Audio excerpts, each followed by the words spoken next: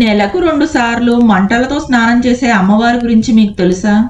శుద్ధోదక స్నానం, పంచామృత స్నానం, అభిషేకం అనటం వింటుంటాం. కానీ అగ్నితో స్నానం చేసే మాట విన్నారా? రాజస్థాన్లో ఉన్న ఓ ఆలయంలో అమ్మవారి ప్రత్యేకత ఇదే.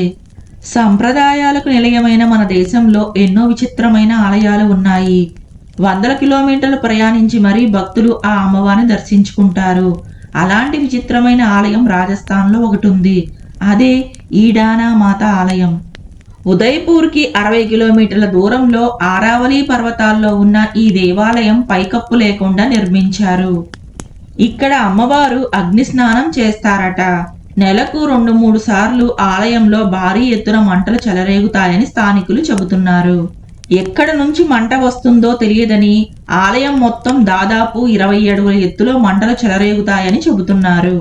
ఈ పవిత్ర దృశ్యాన్ని చూసేందుకు భక్తులు తండోపతండాలుగా విచ్చేస్తుంటారు. ఈ మంటలు ఎలా వస్తున్నాయో తెలుసుకునేందుకు ఎందరో పరిశోధకులు ప్రయత్నించినా ఇప్పటికీ కారణం కనిపెట్టలేకపోయారు. ఈ ఆలయానికి ఉన్న ఈ ప్రత్యేక గుర్తింపు వల్ల అమ్మవారి సన్నిధి ఎప్పుడూ భక్తులతో కలకల్లాడుతూ ఉంటుంది. ముఖ్యంగా పక్షవాతం, మానసిక ఆందోళనకు గురవుతున్న వారు ఈ ఆలయాన్ని సందర్శిస్తే రోగాల నుంచి విముక్తి కలుగుతుందని భక్తుల విశ్వాసం. మరీ ముఖ్యంగా ఈ ఆలయంలో మంటలు చూసిన వారికి అంతా మంచి జరుగుతుందట.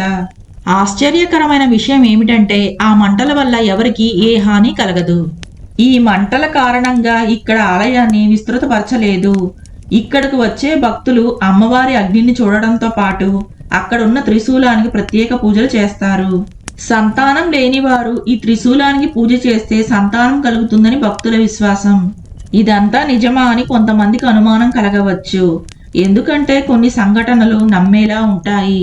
కొన్ని సంఘటనలు మనం స్వయంగా మన కళ్ళతో చూడటం ద్వారా మనకు నమ్మకం కలుగుతుంది.